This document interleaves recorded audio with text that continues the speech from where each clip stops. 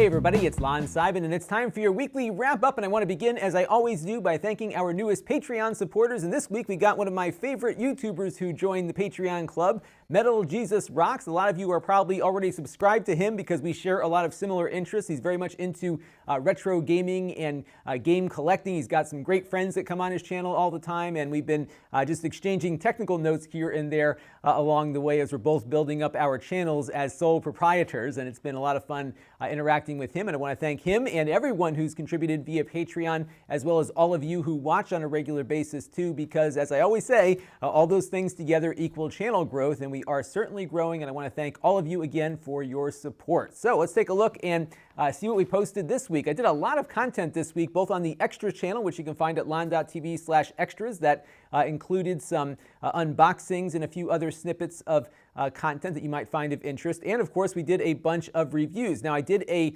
sponsored video for Synology, and these will happen from time to time on the channel as I've done in the past. And what I like to do when I do something sponsored is add some value. So they asked me to do a series of videos on their surveillance station that allows you to take your Synology disk station and make it a server for your security cameras. So we did an overview in this first video, and I've got two more coming up that I shot over the weekend that will go into depth and show you how to set it up and to use it. So those will appear sometime this week. We also did a review of the new Apollo Lake NUC from Intel, so you can check that one out. I got a master playlist down below with all this stuff in it. Last night we reviewed the new Nvidia SHIELD TV. We've had 12,000 views on that video in less than 24 hours, so not too bad. I want to thank everyone for watching, and I'll hopefully try to get to all of your questions over time on that one.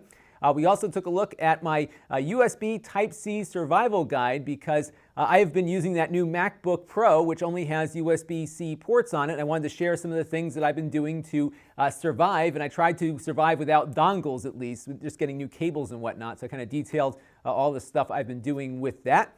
We also took a look at the Asus Chromebook Flip C302, which is the brand new Core M3 powered Chromebook from Asus, and you can check out that review. I'm going to be putting that one up on the store very shortly, so be on the lookout for that. Now it's time for what is on my mind this week, and I wanted to point you to an interview that I did with another YouTuber named Gamesky. He's also known as Keith Martin, and we talked about building YouTube channels and some of the things that I think about when I'm putting a review together. Also, we chat about how we get and receive and process criticism from folks down in the comment stream. So I thought it was a great interview, and he's got a great channel that's growing. He's about where I was a couple of years ago when he's really doing some really nice high quality content. It just takes time to build up the search results and everything else, and he does a lot of good stuff on headphones. So if you are into headphones, definitely check out Keith's channel. He's got some really good stuff there, and it was fun chatting with him on Sunday. And I also wanted to talk briefly about Plex performance and mini PCs here on the channel, because I knew when I did the NUC review last week that not covering the Plex server meant I would be asked a lot of questions about how well it might perform as a Plex server. And the reason why I didn't include that portion of the review is because Plex is working on a new beta that will optimize video transcoding. And that is a key feature of the Plex server, because what it does is it takes videos that may not play on a certain device and converts them in real time into a format that can. So if you're out on the road with your phone and you've got a pretty weak data connection, it will make a smaller version of the file, compress it basically in real time so that you can watch it on your devices. It's really a key thing about Plex that makes it what it is. And unfortunately, a lot of low-end PCs that are running with these low-end Intel processors in the past could not do that function. So you could play back video that wasn't getting transcoded through Plex, but anytime you wanted to do any kind of on-the-fly conversion, you couldn't get it done. Now there's a new beta that Plex is working on that I previewed about a week and a half ago that changes that story considerably. In fact, a PC that we looked at about 3 weeks ago, the Voyo Apollo Lake PC, could not run that transcoding function at all on the release version of Plex, but on the beta it could do 2 simultaneous Blu-ray MKV conversions to a mobile device. It was a huge jump in performance with a very early beta. So I wanted to let Plex kind of bake this a little bit further so we can see what it's going to end up being like when they get closer to completion. So I'm going to be keeping an eye on the beta, and as it develops, I'll be coming back to you with some updates on it, because I have a feeling as things get optimized, it might be able to do better. And rather than saying, yes, it works this way or not, I really want to wait until we know exactly what this beta is going to look like so that we can begin developing some benchmarks. So I think the Intel NUC will be a good, kind of a good template for a lot of other mini PCs, and that it will be running with Apollo Lake chips that will be on many other mini PCs that we'll see over the next year or so. So once we get a little further in that beta, we'll pull that NUC out and do another overview with it and make a determination as to whether or not mini PCs will be good Plex servers in 2017. I think they will be, but again, I want to wait a little bit. So if you ask that question about Plex on these mini PCs before this beta is at a completion point, I'm going to point you right back to this little snippet here just so you understand where I'm coming from. But stay tuned. I will be covering it and will be tracking it, and I want you all to let me know when a new beta is released in case I miss it, so I can put it through its paces and see if it's worth talking about here on the channel. And now it's time for some Q&A, and I got two questions here that are related, so we're going to answer them together. Richard Barker is wondering if I still prefer the Nvidia SHIELD TV over that new Intel NUC that we looked at as a home theater device, and Irv2 is wondering whether or not that NUC can play back Netflix and Amazon Prime Video at 4K, and the answer to the second question is unfortunately no, which is partly why I still prefer the SHIELD to using a computer as a home theater device. Now I've got, as I mentioned in the SHIELD review, 4 criteria that a home theater box needs to meet. The first one is that it needs to play back my movies, which are Blu-ray MKV files with lossless audio. It needs to play them back in beautiful 1080p or 4K depending on what I've got on there, and it also needs to support 24p frame rates for movies that were shot at that frame rate, and thankfully the SHIELD can do all of that. Now what's interesting is the SHIELD could not do any of that when I first bought it, but they've improved it over time both with software and with a port of Kodi called SPMC that I've been using now for a few months. I'll put a link down below to my How I Watch Movies video so you can see everything that I'm doing currently with it. So the SHIELD checks that box. You can do that on some of these mini PCs, but the NUC I reviewed doesn't do the lossless audio formats just yet. I think there needs to be a driver update for it, so that was one strike against it. Now the other thing my boxes need to do is play back cable TV and over-the-air TV, which I use with my HD Home Run tuner, and the SHIELD does an exceptional job with that. It runs the Silicon Dust HD Home Run View app as well as the DVR that they're developing, but it also has a live channels app that's part of Android TV that will give you a channel grid guide for watching live TV, and it supports DVR not only from HD Home Run, but it also supports the Plex DVR, and I'm sure there will be other ones developing over time as well that it will support. So there's a lot of options for how you can watch live television on there. So again, the SHIELD checks that box very easily. My third item, of course, is gaming, which the SHIELD does exceptionally well. And I'm not talking about Android gaming, because there are some good Android games, but that's not my primary activity with it. But I do play a lot of retro emulation, which the SHIELD does really well. And I do a lot of PC game streaming from my big gaming PC in the corner there that's about to get overhauled. I've got another project ahead of me this weekend. And those things really do work exceptionally well on the SHIELD. And I've got my retro emulators syncing up their save game files across all my other SHIELDs and my Android portables also. So I've got this great system working here, and it's something that I was able to put together myself and not have to rely on some DRM thing to do it. So really cool on how it does on gaming. And then, of course, the fourth area is streaming services, which the SHIELD does better than the NUCs do, especially when it comes to 4K content. So your SHIELD, whether it's the new one or the old one, can do 4K HDR across YouTube, Netflix, and Amazon, and it really works better, of course, than it might on a PC at the moment, at least a mini PC, because unfortunately those NUCs won't work with those formats, even though it's capable of it. DRM is our enemy, unfortunately. And really just the interface of the SHIELD I really like quite a bit as well, because it is designed for a television. I'm not booting up into Windows and having to get a trackpad and everything. I can just take out the remote controller or the game controller and do whatever I need to do on the box, switch between live TV and streaming services. It really is, for me, the ultimate box, and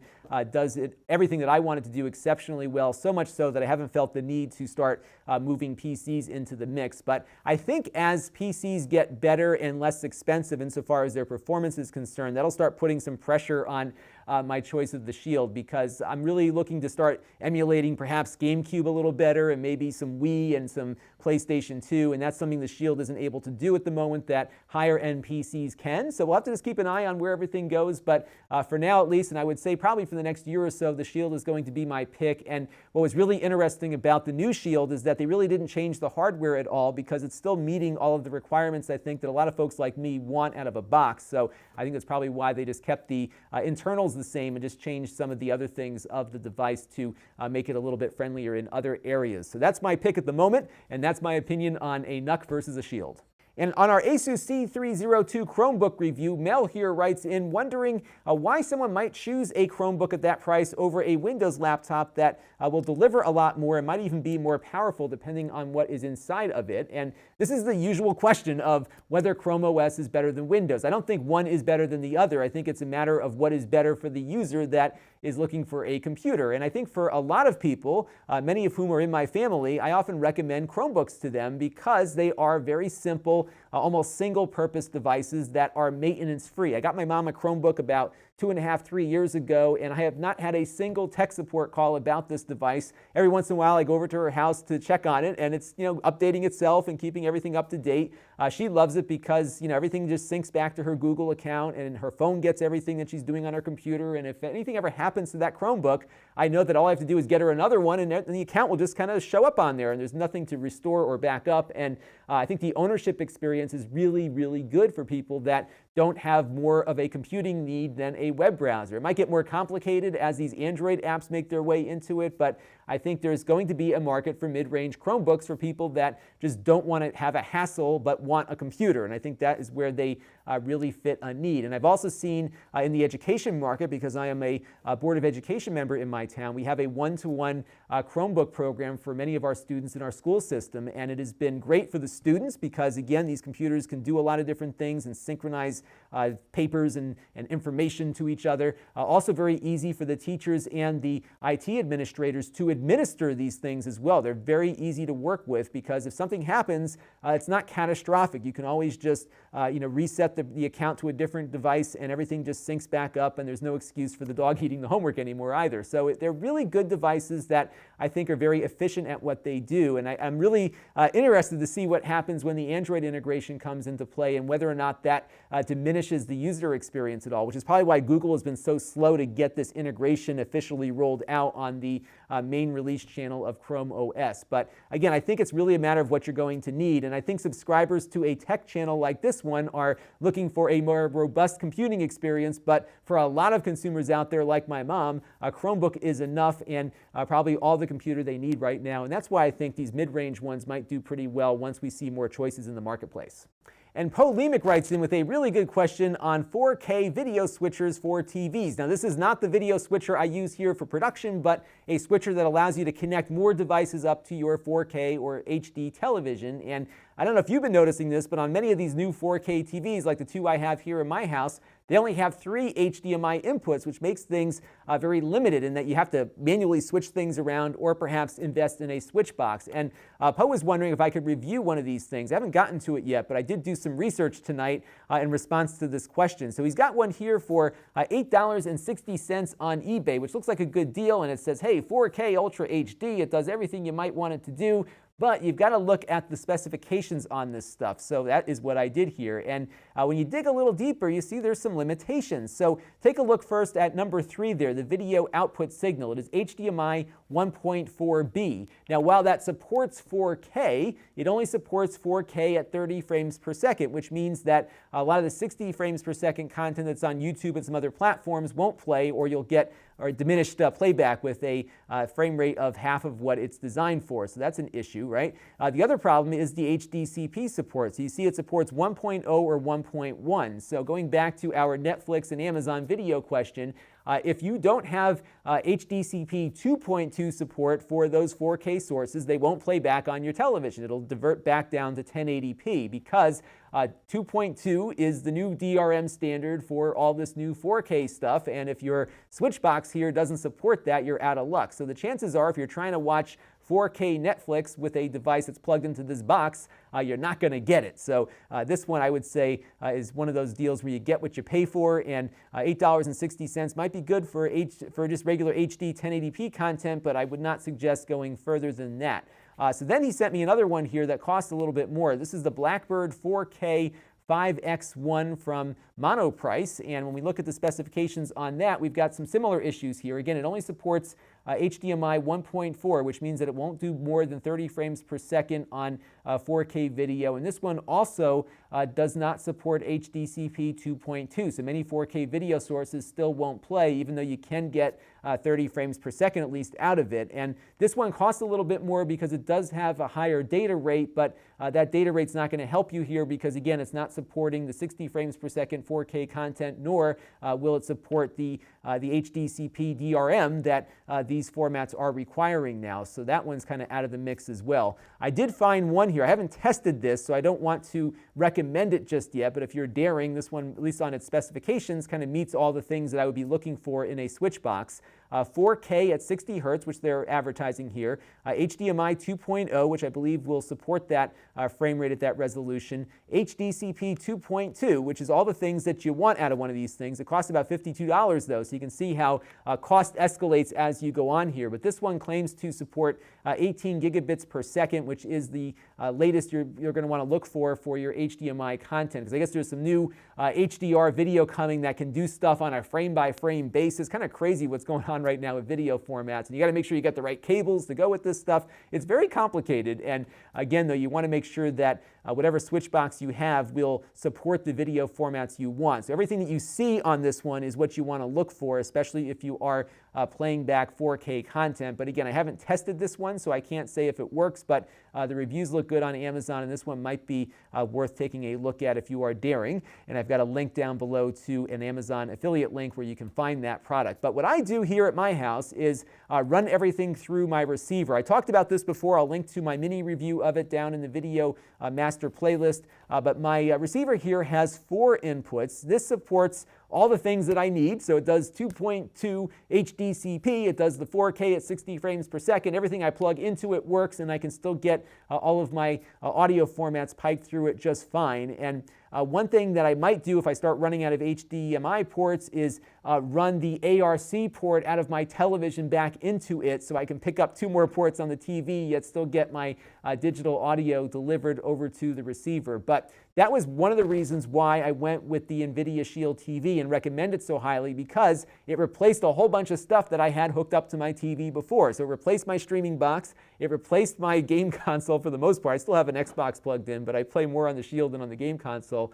And it also got rid of my Blu-ray player. So I was able to consolidate into a single box. And again, having a receiver is really helpful. This receiver, I think, costs about $280 or so, but really works great. It's no frills, but it's a decent home theater receiver for a small space. And it was exactly what I was looking for. And I get the ability to get more ports hooked up to my television in the process. And this last question comes in from Jim Taylor, which is one of these things that really makes me feel good, because this is what I started the channel for, which is to empower consumers to do more with their technology. And Jim writes in about how they followed one of my recent PC builds, and his grandson for Christmas got all the parts he needed to build the computer, and they did it together, and now they've got something that they're really thrilled and proud of. And this is just an awesome thing to hear. And this is exactly what I think more consumers should do, because you can spend a lot of money on pre-built electronics or computer components, or you can try to start piecing things together with less expensive components and learn how they work with each other and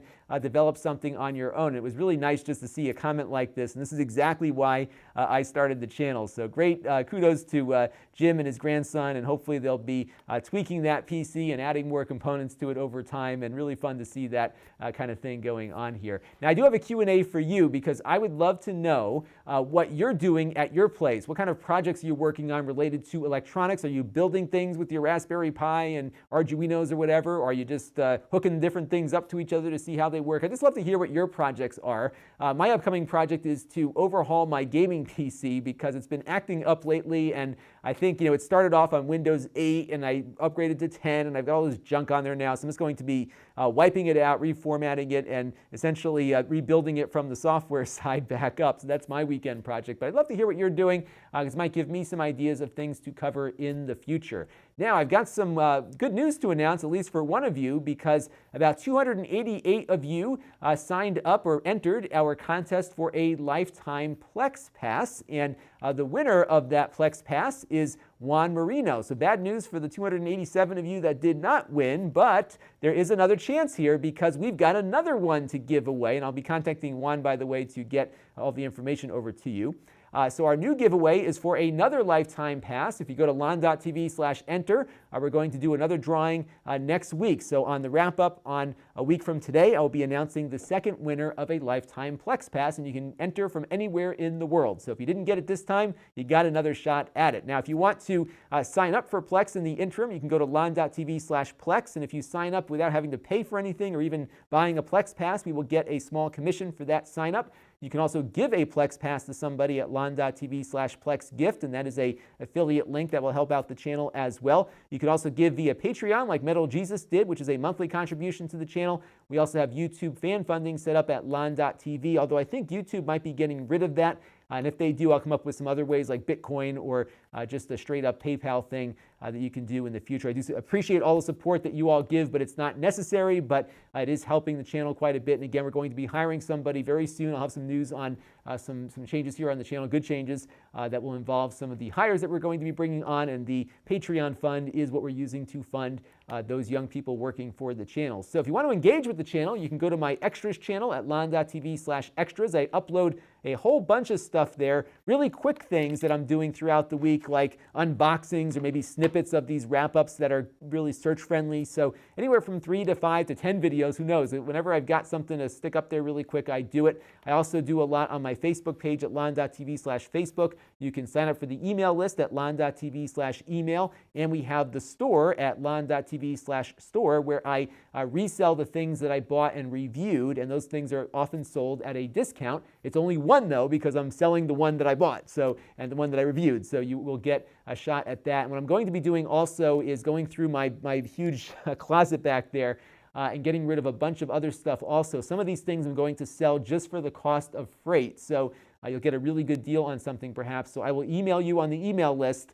when that stuff is up for sale. So you may want to subscribe and get yourself on the list. So that is going to do it for this week's weekly wrap-up. We've got a bunch of stuff planned. I'm going to be finishing up that Synology series. I'll probably get a couple of reviews in also. I just have a bunch of school board stuff this week that's going to take up some time in the evening, so I won't have as much time at night to do some reviews, but I will get done as much as I can. We had a really good week last week. I looked back and said, wow, we had a lot done. So hopefully I'll get close to that this week. I always try to do 3 or 4 videos a week, and hopefully we will stick to that schedule. Thank you all for your comments and suggestions and everything you've been doing to help grow the channel, and I will see you all on the wrap-up next week. This is Lon Seidman. Thanks for watching.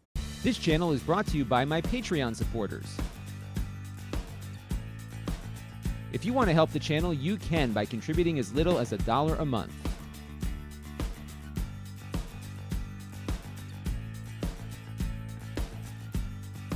Head over to Lon.TV/Patreon to learn more.